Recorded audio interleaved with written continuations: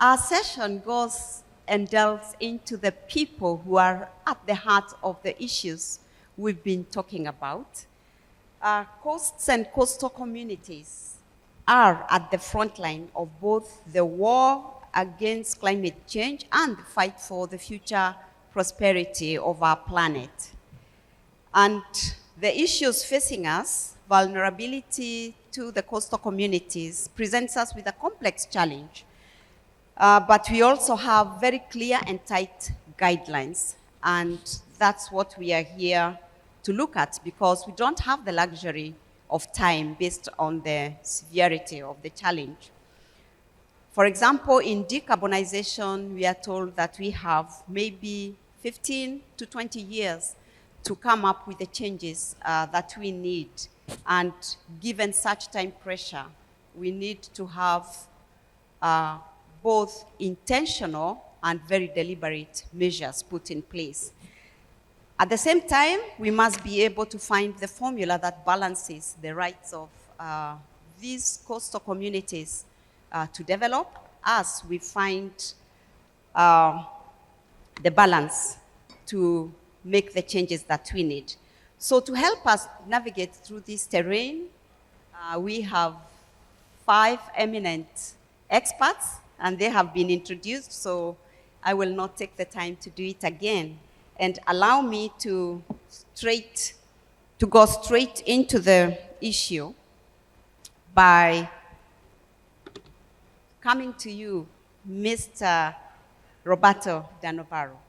If you could give us an overview of what we are looking at, the challenges facing us in terms of our seas and oceans, so that we can look whether we are on target for the marine ecosystem protection that we must put in place.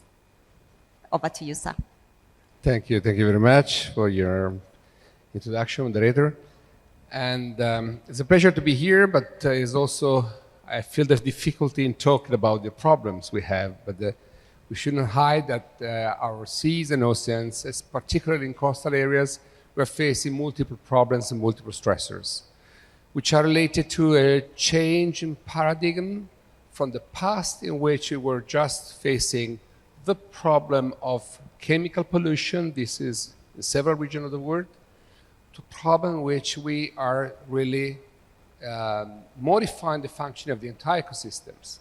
So we are facing old and new pollutants, especially in areas where we want to develop infrastructures, ports.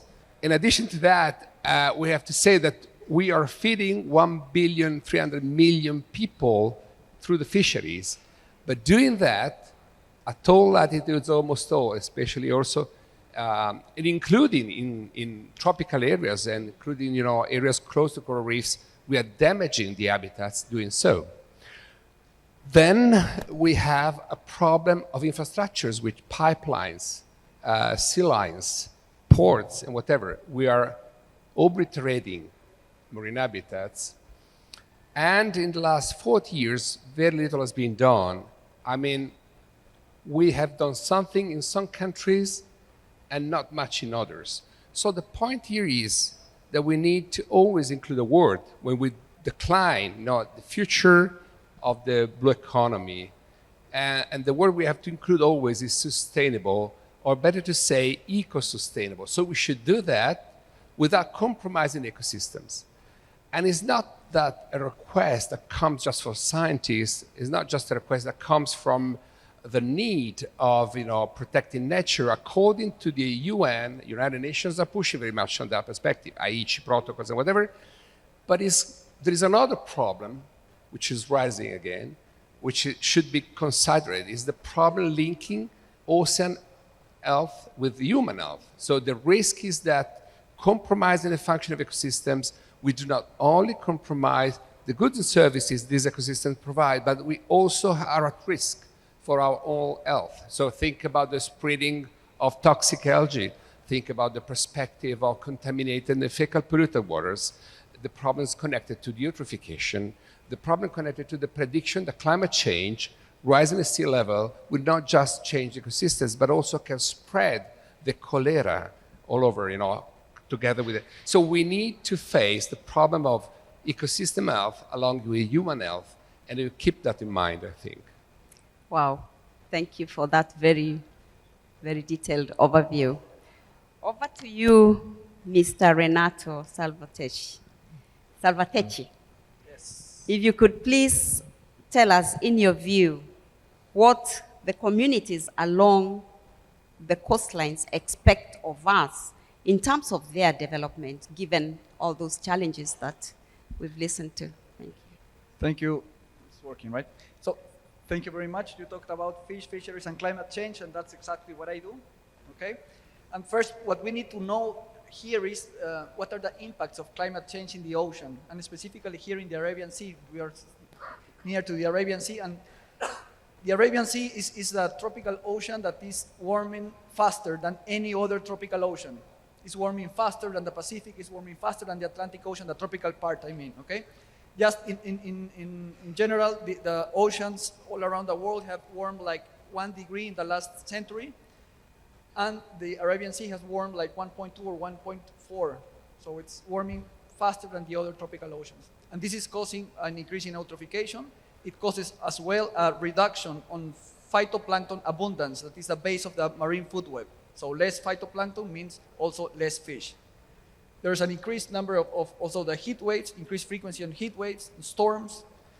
And the projections also do not look good because modeling projections also show that the Arabian Sea will warm by the end of the century to perhaps 3 degrees, and this will cause, again, more storms and so on. And of course, the coastal communities will be impacted, and how? Well, there will be less fish, of course. That's what model predicts, less fish and also less fishing days because there will be more storms. And also, more storms also means that the boats will be damaged, okay?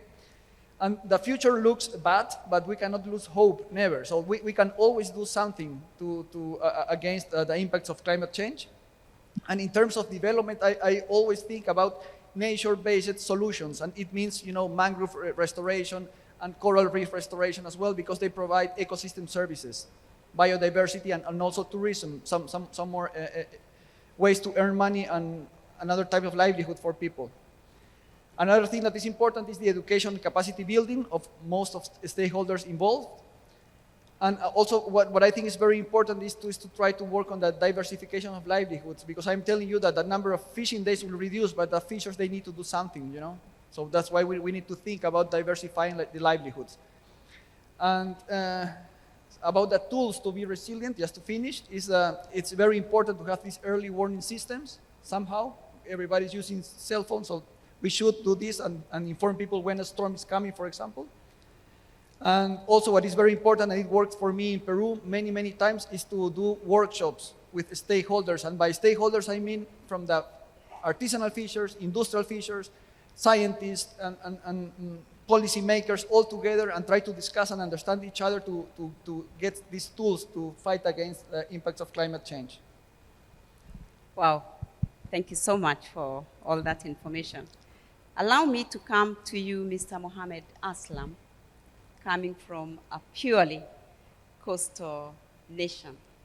What would you say that coastal communities and maritime businesses need in terms of adaptation finance and the tools that you believe that they should be able to employ? And how can we facilitate the transition? Well, thank you very much. I think for me, for the Maldivians, this is not an issue of economy. This is not an issue of making more money or doing good business. This is a question of survival, existence. We're talking about a nation whose highest point is less than 2 meters. On average, the islands have an elevation of 1 meter above mean sea level. Now, when you say mean sea level at high tide, we're talking about half a meter above high tide level. So that's what, for us, that's what this is. And then this is a nation which has existed for the last 2,000 years at least. And we are not ready to go. We are not ready to be wiped out. We have a mindset where we believe that civilizations thrive on challenges. And without challenges, it decays. So we are ready to face the challenges. Adaptation, yes, we have to adapt to the challenges. We need, I don't know about finance. I've heard about finance many a times. I've been in this for the last 15, 20 years now. I had the opportunity to serve my nation as a minister, but I come from an academic background. I'm a trained oceanographer. So I know what it is like. I know what challenges we are facing. And then I know this finance is not there. And then talking about this finance being available there for us for our adaptation, this has made our population so dependent on this, the hope that it is coming. It is not coming for us. It hasn't come to us yet. I think we have to fight ourselves. If anything, for adaptation, we're not going to beg for money for our survival. Share us the knowledge if you have the knowledge. We can survive. We can fight this back. We are not ready to go. We cannot be wiped out from the face of the earth as a nation. So determined we are, determined to adapt and to face the challenge in future. If anything you can do, and then if we really want to do something, I don't want the global community to be helping us, but the neighbors who understands, the challenges we face. And I am very happy and glad that, India as, the biggest nation, in our neighborhood, have helped us in many things. One of the challenges that we face is salinization of groundwater. And therefore we have to have, means to produce fresh water. There was a program that was that happened last 5 years, water and sewerage projects, helped by Indian finance. That sort of thing is fine. It's not coming from World Bank. It's coming from India. It's coming from our neighbors. So we would rather depend on our neighbors for whatever help it can give to us, and then we will rely on our neighbors. Global community, I have lost hope in UN triple FC, where the climate summits happen every year. It's a gathering, it's a party of the leaders every year. Please stop it. Do something right. Do some, bring some action to these words. It's not happening. I think I'll stop there for now. Wow, thank you so much. Self-help is the new word now and the new solution to this. Allow me to come over to you, Ms. Ayla, if I may, and request you to explain to us, or rather, in your view, how can we ensure that port operations respect the climate challenge and that we also, in this process, embrace energy transition as we are required?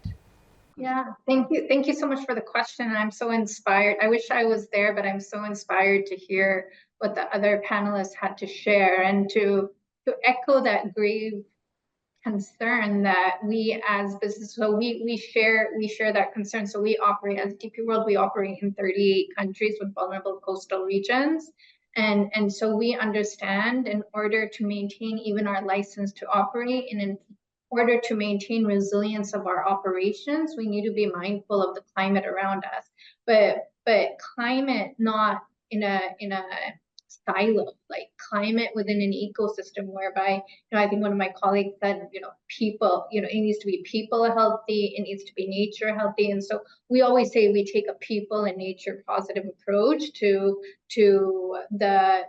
our blue strategy, to our blue ocean strategy, because if we don't create, because in order to engage our communities, our first question is, they need to feel seen, they need to feel heard, they need to feel a part of the conversation, but they also need to generate income through these activities. And so even in India, in our Cochin terminal, whatever partnership we're doing, for example, with Planet Earth NGO, we are engaging in mangrove restoration, and we have committed to about 1 million mangroves, but a huge part and component of the activation is income generation. How do we engage the local population in this implementation process so that everyone benefits? And I think, you know, what has been key for us, even internally, to engage our colleagues to ensure that our port operations look at a coastal sensitive approach is, you know, and we talk about it quite a bit internally, whereby 10 years ago, we were, you know, us as sustainability folks, you know, who have been around quite some time, we used to talk about decarbonization quite a bit. And I'm happy to share, you know, our energy efficiency, our technology approach to decarbonization. But what we're really looking at doing right now is the way we socialized decarbonization 10 years ago. We are now saying, look, we need to look at not just a carbon tunnel approach, but we need to look at the intersectionality between coastal adaptation, just transition, and of course decarbonization. And so we have, so within our ocean strategy, we have 4 critical pillars. So we have healthy water, so looking at plastic pollution. I believe one of my colleagues on the panel was talking about like the dire need to look at plastic pollution within our operations. Coastal restorations, and so as I mentioned, we operate in 38 countries where coastal regions are vulnerable, and so how do we ensure that we are part of the process? And also looking at innovative approaches like nature-based solutions. So for example, we've adopted this technology called the living seawalls, and it's all about how do we integrate these responsible and sustainable principles within our port operations. Living seawalls is a technology whereby it is produced by 3D printing. It mimics underwater life, and there are panels that are installed on our quay walls. And so in fact, we have installed this solution in our Callao port in Peru, and we have seen a 50% improvement in the marine biodiversity around our ports through the solution. And so looking at what green port standards can look like, looking at how do we engage the community and ask them what do they need within their environments, within their local population. We can't just walk in and build a port. We need to consult the community, respect the ecosystem, and then engage the community in this process. And so we always say we take a source to sea approach. So it's not just looking at the ocean, but also looking at fresh water. How are we interconnected in the way we look at water? So how does sanitation look like? How does clean water drinking look like? And then how do we ensure that the various types of waters connecting to each other are supplementing biodiversity? So I will leave you with that for now, but very excited to deep dive into the other elements of our ocean strategy. Awesome. Thank you. Thank you so much. Finally, on our panel, Mr. Kumar, also from the port sector. We've heard about technologies and how sharing between countries would help us. And in this respect, therefore, I would want you to share with the audience how, or rather, if you feel that knowledge and technology sharing between nations have a big role to play in this, and how can we facilitate this? Thank you. So before I come to the question, let me share some numbers. As we know that more than 40% of the world's population lives within 100 kilometers of the shoreline. And almost 11% of the population lives in low-lying areas, which are less than 10 meters above the mean sea level. Now, with such a dense population residing in the proximity of the oceans perforce becomes the driver of economic and social development of the coastal communities. Now, talking of the coastal communities, there has been an increasing pressure on the coastal resources, as we know, because of the accelerated pace of urbanization and also increase in the population. Now, this demand, an increase in demand of the coastal resources, the limited resources that we have with the oceans, has started showing the negative impact on the health of the oceans. The phenomena like increase in the sea levels, the acidification, the changes in the circulation pattern, the currents, the increase in the sea water surface temperatures, deoxygenation, and many other adverse impacts have started showing in various forms.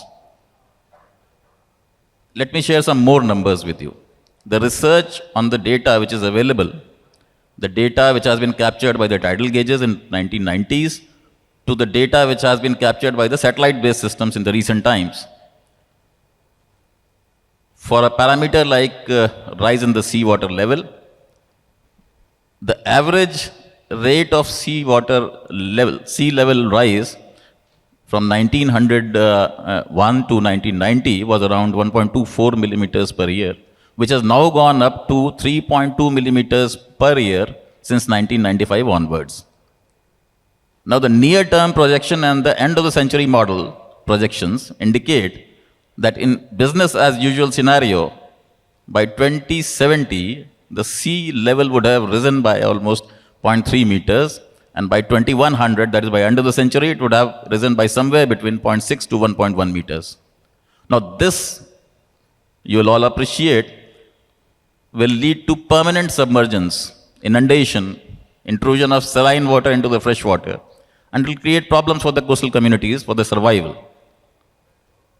Therefore, there is an urgent need to adopt a hybrid approach. When we say a hybrid approach, it is an approach which involves components of blue, green, gray, and nature-based solutions or ecosystem-based approaches which combine the natural infrastructure into the whole gray hard infrastructure, which has the capability to adapt to the changes taking place in the ocean, and they also have the ability to regrow, recover, and restore their functionalities even after the damage has taken place. There are a number of pilot projects which have been undertaken across the world, be it the living seawall, as Madam just pointed out, use of dredged material for restoration of the mud flats or the tidal flats. Similarly, use of iron slag, which comes out from the steel industry, to regrow the coral reefs. And multiple other solutions like use of green concrete.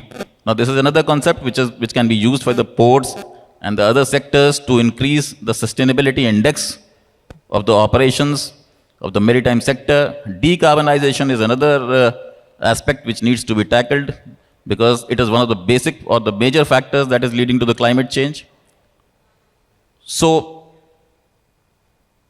a lot of research also needs to be undertaken because the level of confidence shows a bias in favor of the gray and hard, or what you call the conventional designs, because the kind of protection that they offer in terms of their the footprint that they occupy, the protection that they offer against climatic exceedances, they are well known, and therefore the decision making becomes easier. The financing of the such projects becomes easier. On the other hand, the data available for the greener technologies, the nature-based approach solutions, and ecosystem-based approach concepts are still not much, and they lead to somehow a hindrance in the investment decisions that are being taken by the various stakeholders. So there is a need for all of us to focus more on adopting a hybrid approach that would lead to a sustainable coastal development and a resilient coastal ecosystem which helps in improving the living conditions and social and economic development of the coastal communities. Thank you. Wow, thank you so much. Lots of good stuff coming from panel here. Allow me, Roberto, to come back to you. We've had all the measures, we've had from all the experts. the measures we need to put in place. And I want to pose a question to you, whether this, in your view, you feel will help us get out of the quagmire we are in, or, in your view, do we need to do even more? And what do you think we should? Just to add. Thank you. Yeah, this is another tricky and complex question. Thank you so much for posing that. And I think many of us are calling to an action. So the colleagues are stating, need to do something, and then why not doing something for climate and fisheries, call to action now, restoration before. So it means that we understand, if we call for an action, we understand we're doing too little, clearly. We are living, there is another keyword we miss here, we are living in a decade of the United Nations of ecosystem restoration. We have just a few years ahead till 2030 to achieve, start the ecosystem restoration, which is likely the most challenging, action we have in the future, the generations have forward. In Europe, in Italy included, of course, we are facing the problem at 3 levels. The first one, I mentioned at the beginning, the problem of pollution, along with the climate change. We need to do that. And one issue has been posed by Renato before, saying we need nature-based solutions. Pure engineer alone is not sufficient. Oceans are essentially important for, oxygen production, everybody knows, but also for carbon sequestration. They are playing a key role for mitigating the impact of global change, for sequestering CO2, for mitigating impacts overall that we expect. And we need to find solutions in that perspective. So marine environmental protection is one way. Marine protected areas are known, a tool that we have to achieve. Still, we are late with different conditions according to the countries. Sometimes more countries, the developing countries, are doing even better than large countries and developed countries. So there is a mosaic of situations, but we need to put in that direction. But at the end, we have degraded. I give you some numbers, for instance, in Italy and Europe, more than 30% of coastal habitats have been degraded by human actions, infrastructures, ports, fisheries, whatever. And I think a similar figure could be from the Maldives to whatever, the Arabian Gulf and everywhere in the world, where we need to start restoring there. And restoration is the new business in which we can involve the companies, rebuilding the habitats, rebuilding the fisheries, so giving back opportunities for a sustainable future to the people. Wow, thank you. I'll come back to you, Mr. Renato. Circular economy in the blue space. Do you think we have space for that? And how do you think we can effect that, in short? Thank you for that. Sustainable blue economy.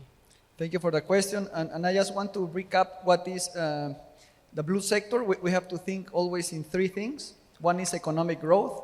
The other one is environmental protection. And the next one, which is very important, at least for me, is social equality, okay? So we need these 3 things if we want to achieve like a true blue economy.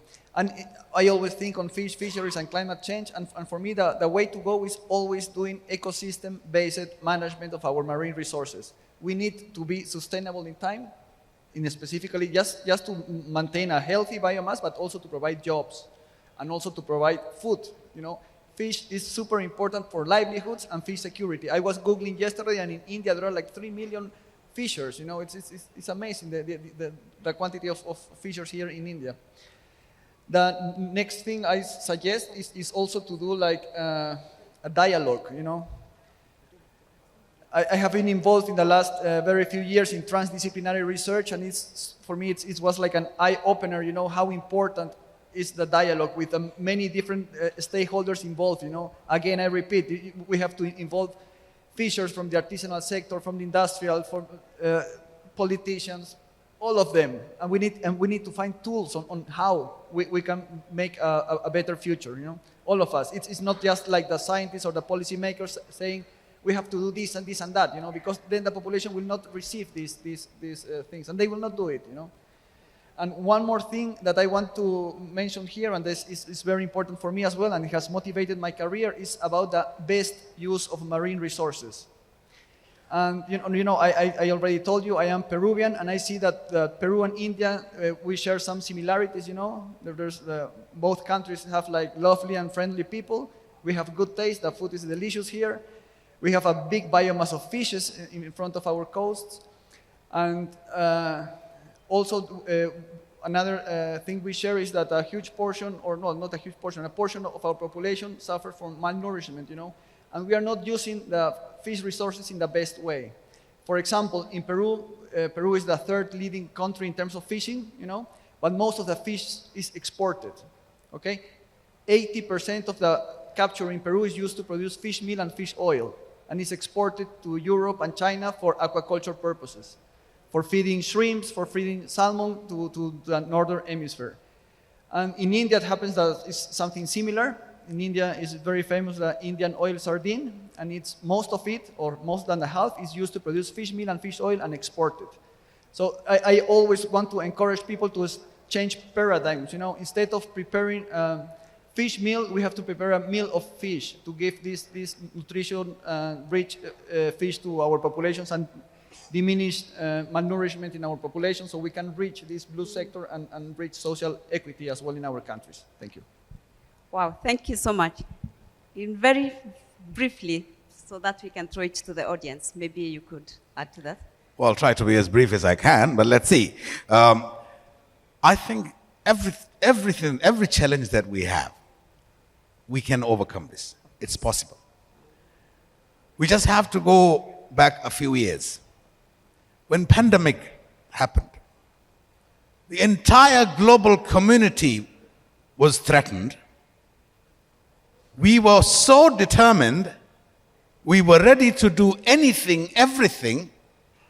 We closed down our borders, we stopped our economies, and we overcame.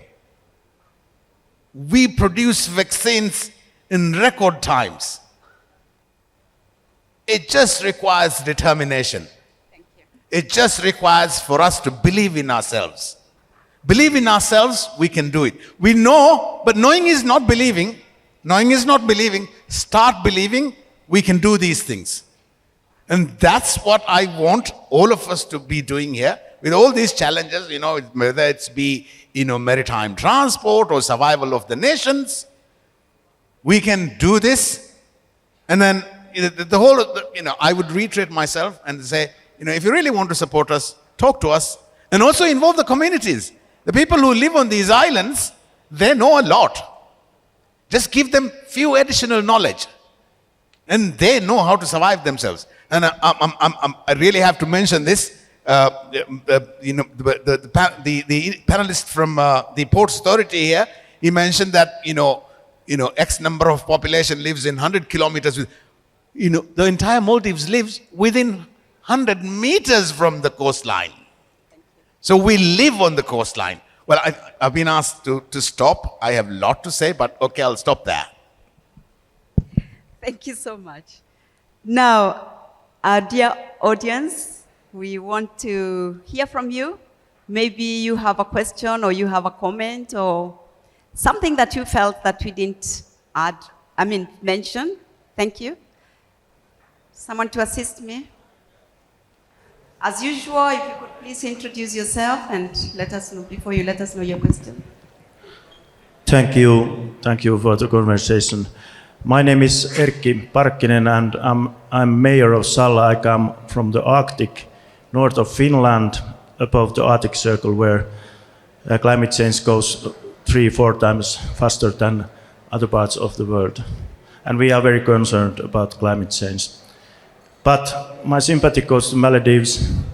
When I heard your situation, I encourage everybody of us, all the states, companies, and people around the world to fight against climate change. I invite all you to the fight. And yesterday I heard that there is 1,700 people here, but it warmed my heart when I heard there is 500 youth. I trust youth, they are the future, and they are much more clever than us, but it takes few decades when they are policymakers and decision makers. I invite also that we all take youth to make policy today and make decisions today, and they have much more better ideas than we have. And I'm sure if we see in the end of this century that Maledive still is there and is alive, if Maledive is saved, I'm sure that Salla and Arctic is also saved then. Thank you. Wow, thank you. Let me acknowledge ORF and the ministry for bringing us the future to be amongst us, and because we have confidence in them. And thank you so much, Mr. Mayor. Anybody wants to comment on that? Okay. That wasn't a question, but I think I want to add a comment on this. See, the islands of Maldives, they will adapt. They will adapt to the changes to the nature. I am an oceanographer, as I said. They're not vanishing. They're not like rocks sitting in the ocean. They respond to the changes that happens. So they build, they move, they change shape, all of this. Problem is for us, the humans who live on these places. We have to adapt. Now that adaptation will be very challenging for us. It's those challenges that we really want. And then it has been said in the panel here, it has to be nature-based solutions, and I completely agree with that. It has to be nature-based solutions, and these solutions cannot come just in one go. It's not like you protect the islands building seawalls around it. No, that's not how to do it. Small interventions, with the knowledge you have, when situations change, you change it again. So this adaptation doesn't happen in one go. We have to understand that. Oftentimes we think that, we can just do something and then everything is solved. It doesn't happen like that. So, with the right mindset, with the right knowledge, we are not going anywhere. We're not going anywhere. We're there. We will be there. If you're gone, all of you are gone. We are the canary in the coal mine, And, it is now, the signs are there. Save yourselves, not us. Save yourselves. Thank you. Believe in ourselves. Any other question or comment? Thank you.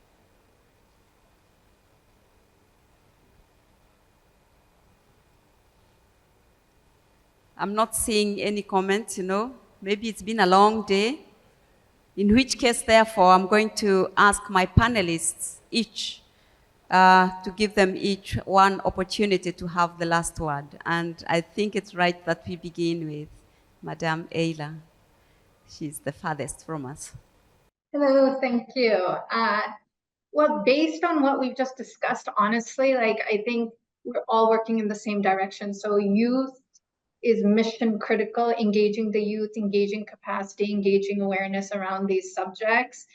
We ourselves at Deeper World have seen such an evolution in not only what our colleagues understand about climate change and ocean's role within climate change, but we've also launched, just in India, we've created awareness amongst 14,000 students when it comes to the youth. We also understand a multi-stakeholder approach is mission critical. So it's not just youth, it's not just governments, it's not just the private sector, but we all need to work together on this. I think there is a place for the financial institutes to play a role. I think, again, education awareness and capacity building of the financial institutes become really important. You would be surprised that we have dialogues with banks, with investors, and sharing what we're doing and sort of educating them on how this is an important part of our operations. And so how do we build the bridge between what governments require, what populations within the countries in which we operate require, how can we raise capital for those initiatives? So for example, under our ocean strategy, I spoke about youth and now I'm speaking about finance because both sit under our ocean strategy. So we have a pillar just for blue finance, and then we have a pillar just for science, innovation, and education, because we really do see that we need to take a holistic and multidimensional approach to sustainable ocean practices and business, which will bring all our stakeholders together, because we all have something to offer, but we need to work together for those long-term solutions. Thank you. Thank you for those reminders. So I would only say that we need to adopt the nature-based solutions and the hybrid approach, that is the blue, green, gray strategy of development, and scale up the learnings from the pilot projects, the use of technologies, the use of innovative methods, like we spoke of the living wall and the use of dredged material, use of other engineering materials which take care of the ecological aspects also. A solution which delivers on the sustainability front, which delivers on the generating or creating a resilient coastal ecosystem. Involvement of coastal communities in decision making, in policy framing, and taking up more and more research to generate confidence in the non-conventional methods which offer more adaptive solutions to the climate change, and in the long run they ensure blue growth or the sustainable growth in the coastal areas. Thank you. Wow, thank you, sir. Mr. Danovaro, one last small point. Well, I think we have already presented a lot of things here. Yeah. And I think altogether we have to think that this important initiative goes more and more together with United Nations, targets. Because I think that we need, to play together a mission which can be solved, contributed at a global scale, but acting also at a local scale. Each one of us can do a lot. Thank you. Yes, sir? Just a few words about the impacts of climate change in our oceans, because we talked about warming, we talked about increased frequency in storms and heat waves, decrease in marine productivity, but there is an evil twin of global change, as some scientists call it, and this ocean deoxygenation. In the Arabian Sea, there is a layer between 100 meters to 1,000 meters depth where there is no oxygen. Okay, it's a natural forming area. There is no oxygen there between 100 and 1,000. Okay, most of the life is concentrated in the upper 100 meters. In the Bay of Bengal is similar, but let's focus on the Arabian Sea. But these areas of low oxygen, they are expanding due to global warming. And the habitat of many marine fish species, basically fish species, it's contracting. So it's not only warming, it's also ocean deoxygenation and also acidification of the ocean that we have also to take into account. That affects, obviously, the marine resources. Thank you. Finally, we pass into action as we finally, go. we have 1 minute there. Governance. Good governance, nationally, globally, is an essential and the thing that actually determines whether we can do this or not. Oftentimes, political leaders think that they know everything, centrally everything managed. I mean, I can see this in the example of Maldives as well. We need to engage the communities. We need to get the involvement of the community. And there's a system to do that. There's the system of local governance. So local governance authorities needs to be engaged. They need to become more active. They shouldn't be just waiting there for the central government to do everything for them, just like nations waiting for the United Nations to bring funds for them. We need good governance. We need inclusive governance for us to do this. And inclusive means like involve everybody who's affected by this. I think that's it. Thank you so much. Wow, I think that's a good place to end it. Thank you so much. What I take away is that we've got all the tools. We know what we need to do. We just need to organize ourselves, good governance, and we have the future with us, in our hands, the youth. One last comment, maybe? Very short, but we have run out of time, sir. My name is Akash Bansal, and I'm from a state called Gujarat. I represent Sustainable International Cities Alliance. We run an organization. We have 14 cities on board. So one important question, because we have a lot of leaders sitting in this room and a lot of youth, the issue of bottom trawling, the fishing activity that we do around the world that we see, which is responsible for the major habitat destruction in the ocean ecosystem. Bottom trawling is an activity where the fishers basically take everything from the bottom of the ocean for fishing. And India is a perfect example. Since we are in the conference held in India, India's major population is vegetarian. And not saying that fishing is wrong, but the practice of bottom trawling, which is mass fishing activity, should be regulated. And I think all the leaders sitting in this room can take this initiative, take the learning from India. And a lot of countries I've seen is seeing that kind of transition. So just a few comments from any of the leaders on bottom trawling activity in your country. Thank you so much. I think we can take up that conversation further outside the room. I want to request that you join us in thanking our very able team here, the panelists, for all that we've shared today. Thank you so much. And thank you, ORF. And thank you, ORF, for the opportunity.